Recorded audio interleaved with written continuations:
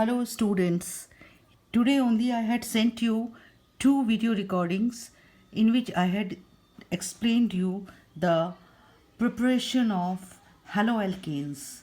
So हमने preparation of haloalkanes में केवल एक ही method पढ़ा था and that was from alcohol. Alcohol को हम हैलाइड्स में चेंज कर सकते हैं, हेलोएल्केन में चेंज कर सकते हैं bye either reacting with halogen acid HCl, HBr, HI or otherwise we can also treat alcohols with PCl5, PCl3 or PBr3, PI3 to convert them into chloro, bromo, iodoalkane. Or a better method is also to react alcohol with thionyl chloride. That is a method for converting alcohol into chloroalkane. Now other methods are also there. Like one of the methods is by halogenation of alkanes. Halogenation of alkanes means substituting the hydrogen atoms one by one of alkanes by halogen. ये method आपने 11th में भी पढ़ा है. Preparation of in the properties of alkanes. Alkanes undergo free radical substitution with halogens, and in this way it gives a mixture of isomers, different kinds of isomers. एक method आपने पढ़ा था methane की properties में, जैसे methane को हम chlorinate करते हैं, क्लोरीन से रिएक्ट करते हैं इन प्रेजेंस ऑफ यूवी लाइट.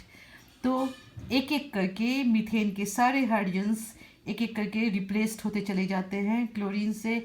सबसे पहले बनता है CH3Cl, फिर CH3Cl रिएक्ट करके फर्दर CH2Cl2 बनाता है, फिर CHCl3 बनती है एंड फाइनली बनता है CCl4. ये फ्री रेडिकल सब्स्टिट्यूशन है. फर्स्ट स्टेप में क्या होता है कि इन presence of light chlorine molecule undergoes homolytic fission.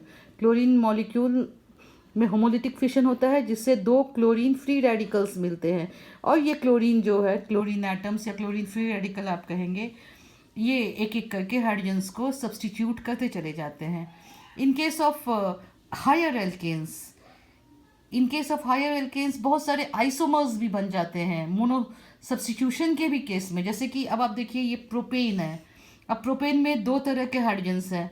ये है 1 डिग्री हाइड्रोजन्स, ये और ये दोनों टर्मिनल हाइड्रोजन्स जो है, ये 3 हाइड्रोजन्स इधर और 3 हाइड्रोजन्स इधर. ये 6 हाइड्रोजन एटम्स ये हैं primary hydrogen atoms 1 degree, and ये जो है CH2, ये दोनों हाइड्रोजन्स हैं, ये है सेकेंडरी. तो अगर प्राइमरी मोनो सब्स्टिट्यूशन के केस में या तो प्राइमरी हाइड्रोजन सब्स्टिट्यूट होगा या सेकेंडरी हाइड्रोजन सब्स्टिट्यूट होगा. तो in that way we get 2 isomers even in monochlorination. Monochloro alkane बनेगा तो भी 2 आइसोमर्स बनेंगे. एक होगा 1 क्लोरोप्रोपेन और दूसरा होगा 2 क्लोरोप्रोपेन. समझे? अब क्या है कि 2 क्लोरोप्रोपेन का प्रोपोर्शन थोड़ा ज़्यादा होता है, क्योंकि 2 क्लोरोप्रोपेन बनाते वक्त 2 डिग्री फ्री रेडिकल बनता है. सेकेंडरी फ्री रेडिकल, आपको पता है कि secondary free radical is more stable then primary 1 degree free radical. तो इसीलिए 2 क्लोरोप्रोपेन अगर बनेगा तो इसकी प्रोपोर्शन ज़्यादा होंगी. और इसके अलावा ये तो मोनो सब्स्टिट्यूशन हुआ. पॉली सब्स्टिट्यूशन भी होगा. A large number of isomers can be formed. Understand? अब आयोडीनेशन जो है एल्केन का, आयोडीनेशन केवल आयोडीन से रिएक्ट करने से नहीं, आयोडीन के साथ एक स्ट्रॉन्ग ऑक्सीडाइजिंग एजेंट होना ज़रूरी है, या तो कॉन्क HNO3 या HiO3 आयोडिक एसिड. क्यों? ये एक बड़ा इंपॉर्टेंट क्वेश्चन भी है. 11th में भी आपने ये पढ़ा है कि iodination is always carried out in presence of a strong oxidizing agent like conc HNO3 और HiO3. कारण इसका ये है कि this is a reversible reaction and HI which is formed, it reacts back with CH3I to give back CH4 and iodine. means backward reaction भी एक होता है जिसकी वजह से CH3I की यील्ड घट जाती है. HI एक बहुत स्ट्रॉन्ग रिड्यूसिंग एजेंट है. ये CH3I को रिड्यूस करके CH4 और आयोडीन बना देता है, जिससे CH3I का बहुत पुअर यील्ड मिलता है. तो इसको प्रिवेंट करने के लिए हम एक स्ट्रॉन्ग ऑक्सीडाइजिंग एजेंट के साथ आयोडाइज करते हैं। इससे क्या होता है कि जो ऑक्सीडाइजिंग एजेंट है HNO3 और HiO3, ये HI को ऑक्सीडाइज कर देते हैं बैक इनटू आयोडीन। ये देखो मैंने रिएक्शन लिखे थे, ये रिएक्शन तो मैंने आपको दिए ही है, ये सारा चीज़ नोट आपको मैंने दे दिया है। अब आप समझो, HNO3 plus HI it forms H2O plus NO2 plus I2, iodine में कन्वर्ट कर दिया, सो बैकवर्ड रिएक्शन होने के चांसेस खत्म हो गए। Similarly HiO3 can also be used, ये भी H2O प्लस I2 देता है, बैकवर्ड रिएक्शन नहीं होंगे तो नेचुरली CH3I की ईल्ड जो है बढ़ेगी। सो ये इस तरह से हैलोजिनेशन होती है। अब अगर आप हैलोजिनेशन में रेट ऑफ रिएक्टिविटी को आप देखेंगे तो रेट ऑफ रिएक्टिविटी में फ्लोरीन जो है बहुत एक्सप्लोसिव होता है, फ्लोरीन के साथ रिएक्शन। फ्लोरीन के बाद नेक्स्ट रिएक्टिविटी है क्लोरीन की, then bromine, then iodine. Understand.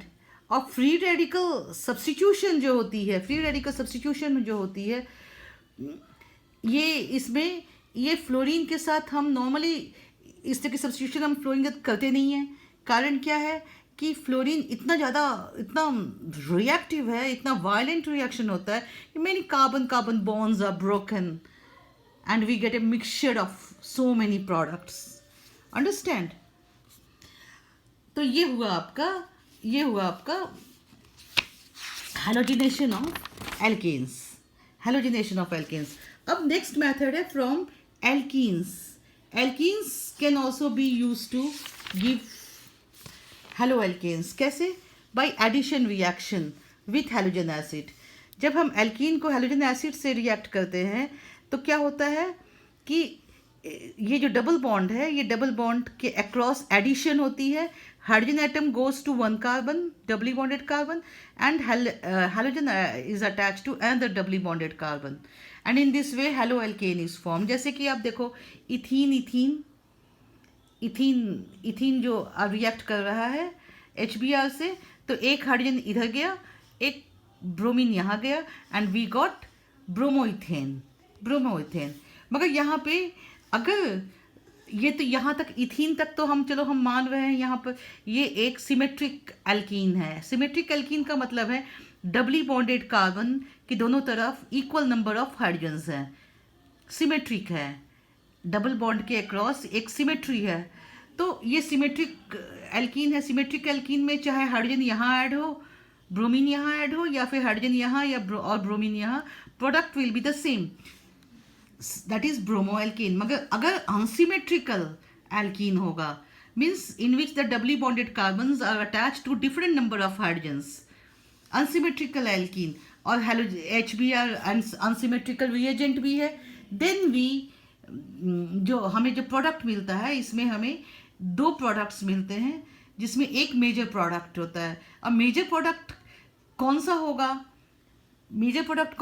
That is decided by Markovnikov's rule. आपने मार्कोनिकॉफ्स रूल पढ़ा था 11th में। That is when the addition of an unsymmetrical reagent takes place across an unsymmetrical double bond, then the addition takes place in such a way that the negative part of the adding molecule is attached with the carbon containing less number of hydrogen atoms। means एक unsymmetrical reagent जो कि halogen acid है, एक hydrogen single bond से एक side hydrogen जुड़ा हुआ, एक साइड ब्रोमीन, ये अनसिमेट्रिकल हुआ।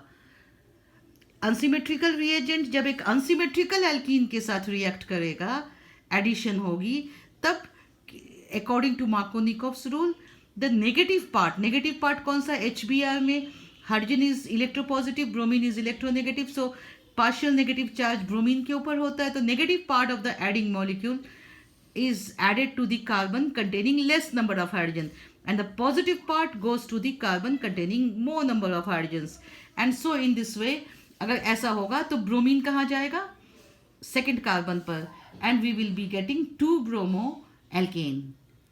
it will be the major product। minor product तो फिर 1 bromo alkane भी होगा, major product होगा। are you getting it? मगर अगर हम HBr की एडिशन करवाते हैं, that too in presence of an organic peroxide, then addition of halogen acid of the reagent takes place against the Markovnikov's rule, in contrary to Markovnikov's rule. That is called peroxide effect or Kharash effect or anti-Markovnikov's addition. Anti-Markovnikov. अगर मगर ये तब होगा, ये केवल HBr के साथ होगा and that too in presence of peroxide. अगर पेरोक्साइड नहीं होगा तो फिर मार्कोनिकॉफ्स रूल के हिसाब से ही एडिशन होगी. मगर अगर HBr की एडिशन पेरोक्साइड, ऑर्गेनिक पेरोक्साइड के प्रेजेंस में हो रही है तो it will take place against the Markovnikov's rule. Means if this propene is added with HBr in presence of peroxide, then 1 bromopropane will be the major product. 1 bromopropane. All right. अब है halogenation of your halogenation of alkenes. Means alkene को अगर हम halogen से, अभी तो हमने पढ़ा था कि हैलोजन एसिड से, सिर्फ हैलोजन से हम रिएक्ट करें, ये भी रिएक्शन आपने पढ़ा है 11th क्लास में. तो अगेन तुम्हारा addition will take place across the double bond. एक ब्रोमीन यहाँ जाएगा, एक ब्रोमीन यहाँ जाएगा. This method is used for getting vicinal dihalides. Vicinal dihalides का मतलब कि दोनों नेबरिंग कार्बन एटम्स पे तुम्हारा एक एक हैलोजन एटम अटैच्ड हो जाएगा, विसिनल डाइहेलाइड. तो ये बन जाएगा one two dibromopropane. Then come to allylic halides. Allylic मैंने बताया था जो हैलोजन एटम एक sp3 हाइब्रिडाइज्ड कार्बन से अटैच्ड हो, अब that in turn is attached to sp2 hybridized carbon. Means halide will be, halide में क्या होगा कि एक तुम्हारा जो जिस कार्बन से डायरेक्टली जुड़ा हुआ है वो sp3 होगा और वो जो होगा sp2 हाइब्रिडाइज्ड कार्बन से अटैच्ड होगा. तो इस तरीके से एलाइलिक हैलाइड जो है, एलाइलिक हैलाइड को हम कैसे बनाते हैं, तो हम हैलोजन से ही ट्रीट करते हैं but at your higher temperature, heating. जब हम हीटिंग करते हैं हैलोजन के साथ एल्कीन को, तो एलाइलिक हाइड्रोजन इज रिप्लेस्ड. ये पूरा का पूरा पार्ट ऐसे ही रहता है, यहाँ पे एडिशन नहीं होती है, सब्स्टिट्यूशन हो जाता है फ्री रेडिकल, और वो ये जो अल्काइल ग्रुप है इस पर होता है substitution and we get allylic halide. यहाँ पे पर्टिकुलर केस में आप देखिए CH2 double bond CH, CH2Cl, ये एलाइलिक हाइड्रोजन जो है ये सब्स्टिट्यूट हुआ है and we have got allyl chloride. This particular compound is named as allyl chloride. Alright. तो इस तरीके से आपका अलाइलिक हैलाइड्स भी हम बना सकते हैं. Next day we will be studying other methods of preparation.